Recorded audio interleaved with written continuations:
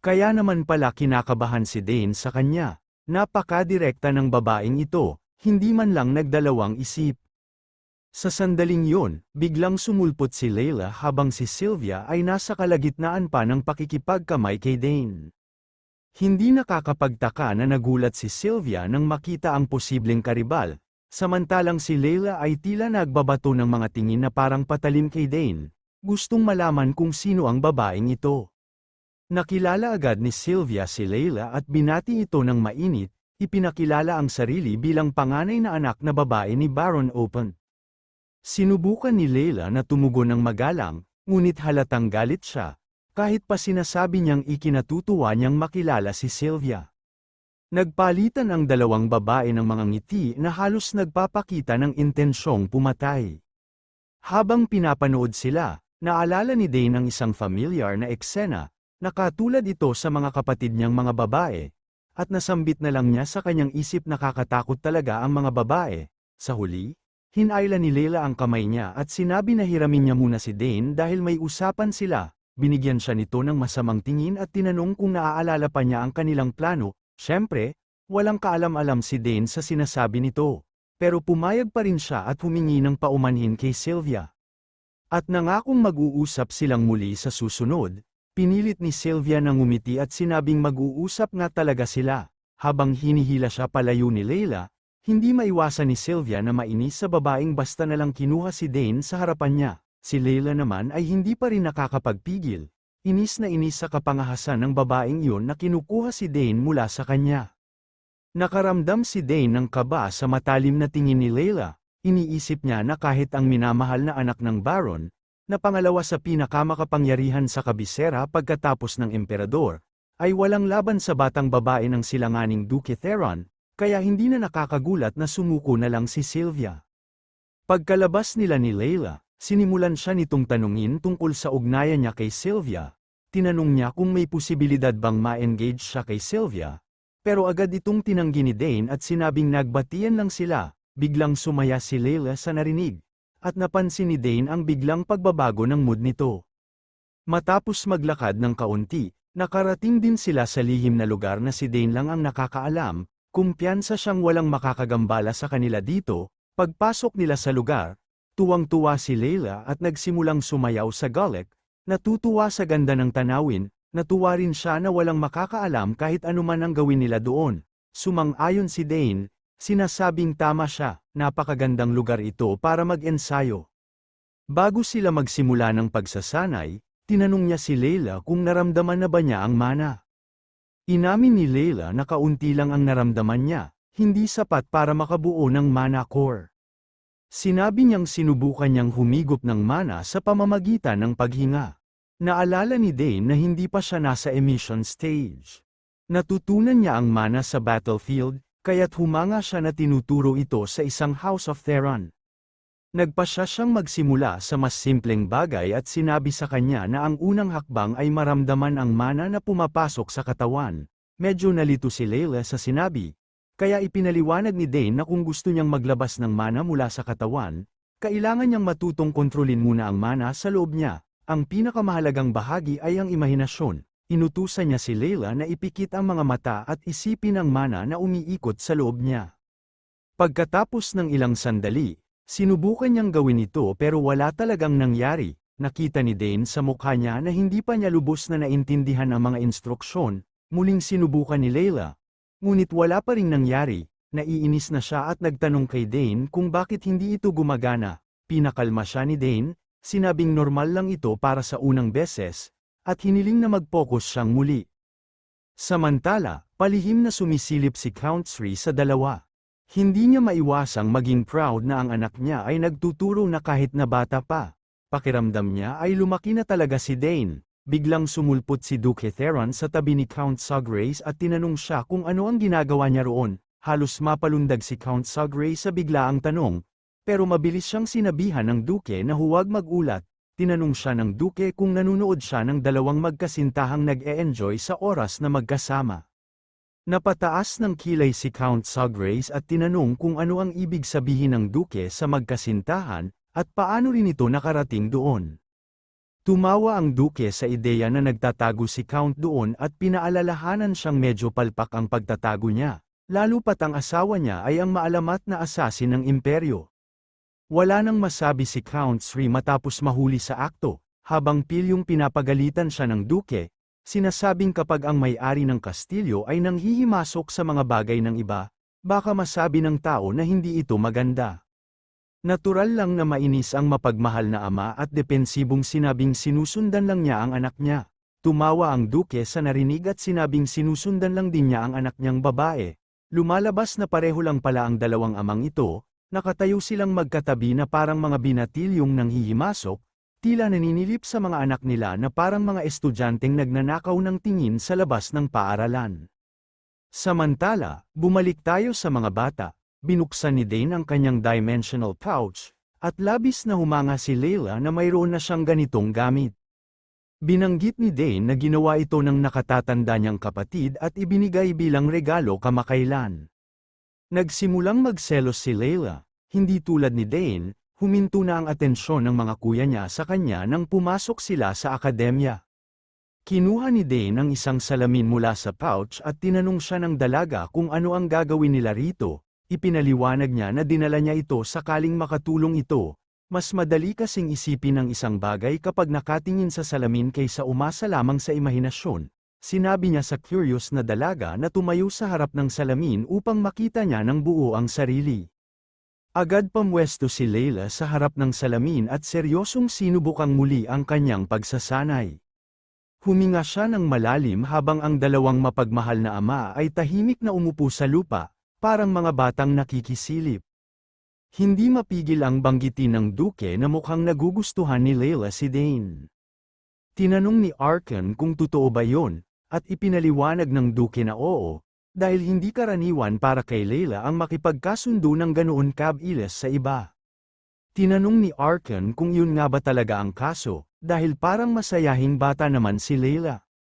Nanahimik saglit si Duke Theron bago nagsalita, sinasabing masayahin lang siya sa labas, pero hindi niya masasabing ganoon din sa kalooban. Ipinaliwanag niyang matapos umalis ang mga kuya ni Layla papuntang akademya, nagkasakit ang kanyang ina, kaya't hindi na sila nagkakasama tulad ng dati. Dahil dito, nahirapan siyang magbukas sa iba, at iyon ang nangyayari ngayon. Sinabi ni Count na kung alam na ni Theron ang lahat ng ito, bakit siya palaging malamig sa anak niya? Naantig si Theron na napansin yun ng kaibigan niya at inamin niyang sinasadya niya yun. Ipinaliwanag niya na noong pinalaki niya ang kanyang mga anak na lalaki, binuhusan niya sila ng atensyon at lumaki silang sobrang spoiled, pero pinaalalahanan siya ni Sri na huwag isipin na magiging ganoon din si Lilia, masasaktan siya kapag nalaman niyang ganoon ang tingin ng ama sa kanya. Ngayon, naiintindihan na nila kung bakit si Dane ang nilapitan ni Lilia sa halip na ang kanyang ama. Tinutok ni Theron ang daliri niya sa kaibigan, biro-biro itong pinapagalitan na parang noong kabataan nila. Pero agad sumagot si Count kung kailan niya ginawa yon, lalo na't totoo naman ang sinabi niya. Binago ng duke ang usapan at tinanong kung kailan niya planong ipadala ang anak niya sa kabisera. Sinabi niyang kung ipapadala niya ito, buong puso silang tatanggapin sa bahay nila at papayag ang tumira sa kastilyo ng duke. Tumahimik si Arkan at muling tumingin sa kanyang anak. Pagkatapos makita itong masaya, sinabi niyang gagawin niya kung ano ang gusto ni Dane. Malaya itong pumili ng sariling landas, tulad ng kanyang mga nakatatandang kapatid na babae. Samantala hindi nila alam na nandoon din si Lily, napansin din niya ang dalawa, halatang nahihiya sa pagiging walang pakundangan nilang pagsisilip, ngunit sa huli, napangiti siya at napagtanto na ang pagmamahal nila sa kanilang mga anak ay may kakaibang kapangyarihan sa kanila. Nagpasya siyang huwag sirain ang mood at nagkunwaring wala siyang nakitang kakaiba. Matapos ang pagsasanay sa lihim na lugar, nagpasalamat si Lilia kay Dane sa pagtulong at tinawag siyang tunay na henyo. Inamin niyang habang tinatawag siyang henyo ng lahat sa paligid, pakiramdam niya ay mahina siya kumpara kay Dane. Habang patagang lumilingga-lingga si Dane para siguraduhing tahimik nang umalis ang dalawang ama, napansin niya rin ito tulad ni Lily kanina pero hindi na lang siya nagpahalata. Muli tiniyak niya kay Lilia na simula pa lang ito at tiyak na lalakas rin siya. Samantala, tinanong siya ni Layla kung papasok siya sa akademya, dahil iyon ang tanging lugar kung saan nagtitipon ang mga henyo ng imperyo. Sinabi ni Dane na hindi pa siya sigurado at hindi siya kumbinsido na kailangan niyang pumunta roon dahil kaya naman niyang maging malakas sa pamamagitan ng sariling pagsasanay. Pinagalitan siya ni Layla sa makitid na pag-iisip niya at pinaalalahanan siya na hindi lang naman pag-aaral ang dahilan sa pagpasok sa akademya, ito ang daan para makabuo ng sariling noble faction at ito ang pinakamahusay na paraan para makipag-ugnayan mula sa murang edad. Namangha si Dane na matalino pala talaga si Lilia para sa isang 7 taong gulang at naiintindihan niya kung paano gumagana ang tunay na mundo. Sa huli, sinagot niya ang argumento ni Lilia at sinabing alam na niya yon, ngunit wala pa siyang interes na pumunta sa akademya. Marami pa siyang hindi nababasang aklat sa kanilang aklatan at marami pa siyang matututuhan mula sa kanyang mga magulang. Sinang-ayunan ni Lilia ito ngunit tinanong kung ayaw ba niyang makipaglaro sa mga kaedad niya, lalo na't narinig niyang pumapasok din sa akademya ang mga nakatatandang kapatid na babae ni Dane. Mukhang nauubusan na ng dahilan si Dane laban sa matinding pagpupursigi ni Lilia, kaya't sinubukan niyang iwasan ang usapan sa pagsasabing iniisip niyang pumunta sa hinaharap kung maisipan niya. Sinabi ni Lilia na bumisita siya sa bahay nila kapag nagpasya na siyang pumunta sa kabisera, at doon sila nag-promise na magkikita muli. Dahil sa pag-usapan nila ang muling pagkikita, naalala ni Lilia na itanong kung kailan gagawin ni Dane ang hiling niya ngayong itinuro na niya kung paano gamitin ang mana bullets. Umiling lang si Dane at sinabi niyang sasabihin niya yun kapag pumunta na siya sa kabisera. Nabigla si Lilia at napasigaw sa gulat, marahil dahil hindi niya inaasahan na talagang pupunta si Dane sa kabisera pagkatapos ng lahat. Sa huli, dumating ang araw ng pag-alis ni Lilia. Habang papalayo ang kanyang karwahe sa kalsada, tinititigan ni Dane ang isang bato na may nakaukit na bagay sa kanyang kamay na ibinigay ng kanyang magiging biyenan sa hinaharap. Nagbalik ang eksena sa sandaling ibinigay ito ng Duke kay Dane. Nang tanungin niya kung ano ito, sinabi ng biyenan na ito ang regalo niya para sa kaarawan ni Dane at umaasa siyang magugustuhan niya ito. Ipinaliwanag pa ng Duke na ang mga simbolo ng kanilang angkang Theron ay ang paghihiganti, ang espada, at ang panday, at nagsimula ang kasaysayan ng kanilang angkan sa kanilang ninuno na isang panday. Dahil sa kanya, ang kanilang angkan ay nagtataglay ng pinakamahusay na forge sa buong imperyo, sa katunayan, ang pinakamahusay sa buong kontinente. Alam na alam ni Dane ang lahat ng ito, dahil ayon sa kanyang kaalaman, lahat ng uri ng ore sa mundo ay matatagpuan sa forge na iyon, at lahat ng uri ng mahiwagang armas at artifacts ay nilikha sa pinakadakilang forge sa kontinente. Pagkatapos ay inihayag ng biyenan na kung ipapakita ni Dane ang insignia sa forge, gagawa sila ng kahit anong sandata na nais niya. Doon lamang nalaman na itong parang bato ay isang insignia, isang patunay ng karangalan at kakayahan ng sinumang may hawak nito. Labis na nagulat si Count Sri nang makita niyang ipinapasa ng Duke ang napakahalagang insignia, isang bagay na hinahangad pa nga ng pamilyang imperial. Hinimas lang ng Duke ang ulo ng kanyang magiging manugang at sinabi rito na lumaki ng maayos at tulungan ang kanyang ama, kumaway naman ang kanyang magiging asawa bilang huling palm, at ganun ang kanilang paghihiwalay. Sa kasalukuyan, lumapit ang kanyang ina at naupo sa tabi niya. Pagkatapos makita ang kanyang malungkot na mukha, tinanong siya nito kung nalulungkot siya na umalis na sila. Inamin niyang nalulungkot siya, dahil halos siya ang una niyang naging kaibigan, pinatahan siya ng kanyang ina, sinabing kapag pumunta siya sa kabisera ay magkikita silang muli, at maging mas gwagwapo pa siya na tiyak na makaka-impress sa kanya. Tama nga ang ina niya, hindi naman siya maaaring manatili roon magpakailanman at marami pa siyang pagkakataong magkita silang muli sa hinaharap. Kaya't hiniling niya ang kanyang mga pagbati sa muli nilang pagkikita. Samantala, habang nasa biyahe ang Duke sa kanyang karwahe, puno pa rin ng mga iniisip tungkol kay Dane ang kanyang isipan, nakikita niyang kakaiba na tuwing tinititigan niya ito, naaalala niya ang mandirigmang si Ardrek, na nagpapakita ng kakayahan ng isang triple class na mandirigma sa murang edad. Sigurado siyang kung nabubuhay pa si Ardrek, baka isa na siya sa mga Hexa class na knights ng Draenic Empire. Kaya't umaasa siyang makita muli si Dane kapag mas malakas na ito. Ilang araw ang lumipas, nakikita natin si Dane na nakaupo mag-isa sa harap ng itlog na pinapakain niya ng mana tuwing umaga at gabi, iniisip niya kung maaga pa ba para mapisa ito. Ang itlog na ito ay nagtataglay ng isang misteryosong familiar, at kahit hindi summoner ang isang tao, maaari niyang lagyan ng kanyang mana ang itlog at mag-iwan ng bakas upang siya ang maging amo nito kapag napisa, kaya't maaari niyang kontrolin ang isang summon na karaniwang nagtatagal ng panandalian lamang. Alam niyang ang kalidad ng kanyang mana ay kailangang tugma sa kanyang familiar, at may mga masalimuot na kondisyon na malamang hindi pa natutugunan. Narinig niyang may ilang itlog na hindi napipisa dahil hindi natutupad ang mga kondisyon nito, kaya't umaasa siyang hindi iyon ang kaso para sa itlog na hawak niya. Kahit pabaguhin niya ang daloy at lakas ng kanyang mana, wala pa ring reaksyon ng itlog kahit pa marami na siyang pagsisikap. Muli, ibinalik niya ang itlog at iniisip na baka masyado lang siyang sakam na umaasa na magtatagumpay sa isang subok pa lang. Sa pinto, ang kanilang butler ay nagtanong kung handa na ba siya. Sa mismong sandaling iyon, biglang nag-react ang itlog at nagsimulang gumawa ng mga tunog. Mabilis na tumakbo si Dane patungo sa itlog, tiyak na may narinig siyang kakaiba. Pumasok din ang butler at tinanong tungkol sa ingay. Sinabi ni Dane na maghintay muna ito habang sinusuri niya ang itlog. Ngunit muli siyang nabigo at napagtantong nagkamali lang siya ng akala dahil wala naman siyang nararamdamang kakaiba.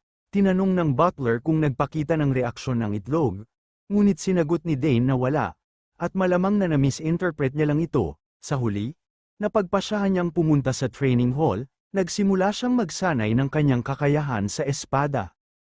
Mabilis niyang winasiwas ang espada, na parang basic na lang sa kanya ito. Pagkatapos, napansin ng butler ang perpektong galaw niya, natuwa at nasabik ito. Napalakpak ang butler at tinanong siya kung kailan siya natutong gumamit ng espada. Simpleng sinabi niya na gusto lang naman niyang subukang iwas-iwas ito. Pinuri siya ng butler at tinawag siyang isang henyo, na may talento rin sa espada. Habang tinitingnan ang espada, napaisip si Dane kung gaano kasaya ang matutong gumamit ng bagong armas tulad ng spear, pero naisip niya rin kung gaano niya kagustang humawak ng espada. Sa kasamaang palad, hindi siya masyadong nakapag-ensayo sa espada dahil palaging nagmamasid ang kanyang ama para bantayan siya, buti na lang at hindi niya nakalimutan ang tamang galaw nito. Mabilis na umalis ang butler upang kumuha ng merienda at bumalik na may dalang isang tray ng mga masasarap na pagkain. Sinasabing dapat munang kumain si Dane bago magpatuloy sa kanyang pag-eensayo. Agad naman nagpasalamat si Dane na may garlic, at nagsimulang kumain. Samantala, ang Count Suggrace ay nakatingin sa bintana, tila malalim ang iniisip, medyo napapagod na siya sa pag-organisa ng taunang pagdiriwang, pero natutunan niyang dahil dito ay marami ng mga maharlika ang interesado na makipagkaibigan sa kanya. Mula nang matapos ang digmaan, naging kapansin-pansin ang timog sa magandang klima at mga luho nito na hindi mapigilan ng mga maharlika. Kaya't siguro'y hindi na siya dapat magtaka na maraming nagpapakita ng interes. Pero kahit na maraming interesadong mga maharlika, walang makakatalo sa atensyon na natatanggap ni Dane. Hindi inaasahan ni Count Suggrace ang mga alitan sa panganay na anak ni Count Tyran, pero mahusay itong hinarap ni Dane, kalma at maayos niyang inilatag ang mga pangyayari sa harap ng mga nakatatanda, nakahanga-hanga, at buong kumpiyansa pa niyang napatunayan ang kanyang talento. Hindi maiwasan ng kanyang ama na isipin na medyo napakabata pa ni Dane para sa ganoong pagka-mature. Minsan, hinahangad niyang sana magpakabata rin ito at magpaka-relax ng kaunti. Habang papalapit ang oras ng ensayo, alam niyang panahon na upang pumunta sa training hall. Hinugot niya ang maalamat na spear na dragon tail at nagpasya siyang sanayin si Dane sa paghawak nito ngayon.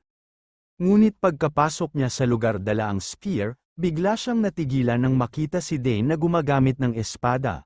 Nagtaka siya kung bakit espada ang hawak nito, bumalik ang kanyang alaala at nakumbinsi siya na malamang si Duke ang nagsabi ng kung ano kay Dane, kasi imposible namang gumamit ng espada si Dane matapos ang lahat ng pagsasanay sa spear.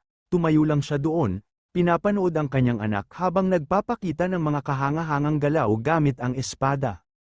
Mukha talagang alam ni Dane ang ginagawa niya. Ang lakas na ipinapakita niya ay maihahambing sa mga bihasang mandirigma. Napaisip ang ama kung kailan natutunan ni Dane ang lahat ng iyon. Pero isa lang ang sigurado niya, tiyak na may talento rin si Dane sa espada. Sa wakas, tinanong niya ang kanyang anak kung kailan natutunan ang lahat ng magagaling na galaw na iyon. Mukhang nailabas na ang matagal na lihim ni Dane, kaya nagpa siya itong sabihin ang katotohanan sa kanyang ama. Inamin niyang hindi naman talaga siya natuto ng mga iyon, lalong naguluhan ang ama. Iniisip kung isa pa ba ito sa mga natatagong talento ng kanyang anak. Nagsimula siyang mag-isip ng malalim tungkol sa kung paano alam na ni Dane ang paggamit ng spear, mahika, pag-assassination, summoning, at ngayon ay espada pa. Sabi niya na kung siya'y ibang tao, hindi siya maniniwala na kaya ng isang bata ang magpakita ng talento sa lahat ng larangang ito. Sa kabila noon tinanong niya si Dane kung nais nitong malaman ang mundo sa labas ng kanilang mga pader. Nagtaka si Dane, hindi masyadong alam kung ano ang ibig sabihin ng kanyang ama. Ipinaliwanag ng ama na kung nais nitong tuklasin ang labas na mundo, dapat niyang gawin ito. Naniniwala siyang maaaring masyadong maliit ang bansang ito para sa napakalawak na talento ng kanyang anak, at kung mananatili ito rito, baka siya mismo ang mawala ng mga pagkakataon.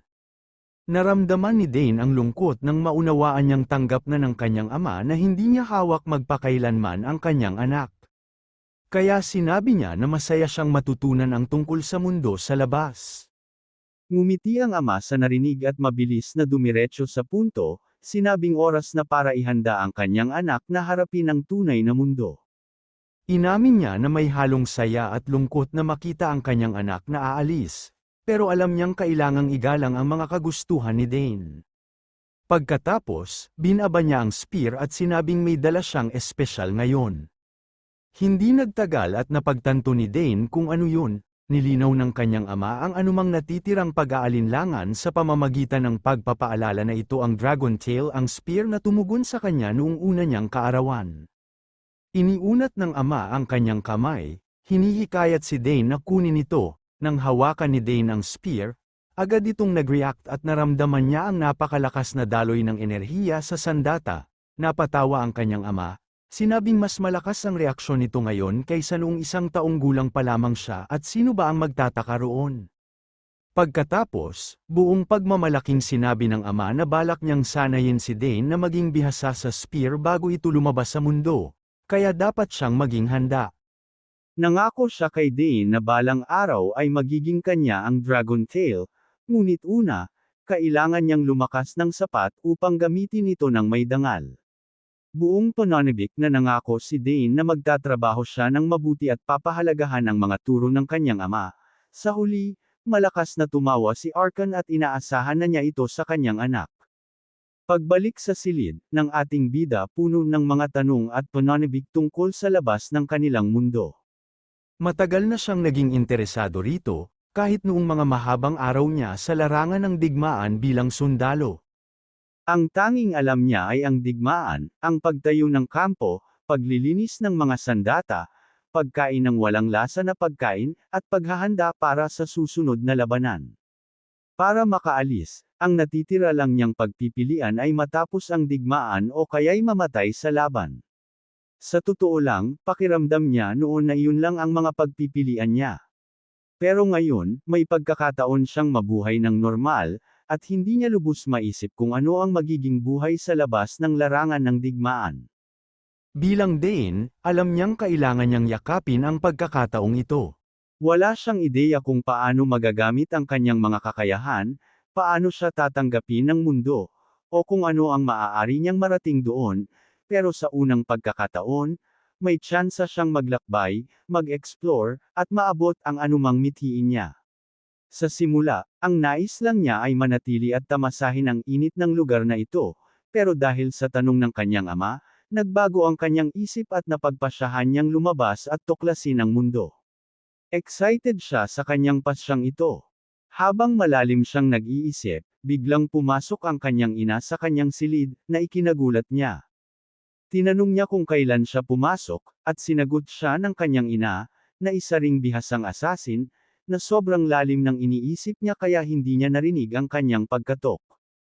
Alam niyang nagsisinungaling ito, dahil tahimik itong pumasok bilang isang asasin, Nagtanong ang kanyang ina kung talagang interesado siyang malaman ang tungkol sa mundo sa labas ng kanilang bansa, at sumagot siya ng positibo. Sinabing nabanggit ng kanyang ama na masasayang ang kanyang talento pag nanatili lang siya rito. Pagkatapos mag-isip, inamin niya na siya rin ay curious sa labas ng mundo. Nagsimula siyang mag-sorry sa kanyang ina, ngunit niyakap siya nito at sinabing walang dapat ipagpaumanhin. Pero ipinaalala ni Dane na wala ang kanyang mga kapatid na babae at nag-aalala siya tungkol sa pag-alis patungo sa labas ng mundo. Siniguro ng kanyang ina na ayos lang ito, dahil alam niya kung gaano kahanga-hanga ang mga kakayahan ng kanyang anak. Sinabi pa nito na kahit hindi siya gustong umalis, darating din ang araw na tatawagin siya ng mundo. Aminado siyang masaya siya kung mananatili pa ang anak niya. Pero hindi niya pwedeng pigilan ang mundo. Hinihikayat niya ang anak na sundan ang nais nitong gawin. Nangako si Dane na kahit umalis siya, babalik siya madalas para ikwento sa kanyang ina ang lahat ng makikita niya sa mundo. Nagpasalamat ang ina at sinabing mukhang oras na para turuan din siya bago itutuluyang umalis, katulad ng gagawin ng kanyang ama. Habang nagtataka si Dane kung ano ang ituturo sa kanya ng ina, masiglang nag-umpisa ang kanyang ina na ibahagi ang mga bagay na nais niyang ituro sa kanya, lahat ng may kaugnayan sa assassinations. Patuloy siyang nagsasalita tungkol sa lahat ng mga kasanayan at kaalaman na mayroon siya. At hindi maiiwasan ni Dane na isipin na ito ay magiging sanhi ng napakahabang araw ng pag-aaral bago pa man siya makalabas. Sinabi ng kanyang ina na marami siyang ituturo, at nagbigay siya ng pangako na gagawin niya ang kanyang makakaya upang matutunan ang lahat. Habang tinitingnan niya ang kanyang ina, hindi niya maalis sa isip ang mga espesyal na aral mula sa kanyang ina na puno ng pagmamahal. Abangan sa susunod nating kwento. Mabilis lumipas ang taon, at ngayon binata na ang ating bida. Bukod pa dito, masasaksihan natin ang pakikipagsapalaran niya sa labas na mundo. Please like and subscribe. Maraming salamat po.